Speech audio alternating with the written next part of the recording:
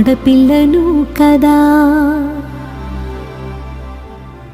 మళ్ళీ తిరిగి అడుగేసేది వచ్చిపోయే చుట్టూలానే. నేను పుట్టి పెరిగిన ఊరికి ఇంకా పైన పొరుగురిదాన్ని. కట్టదాటి గంగ నేడు కంట పొంగెనే.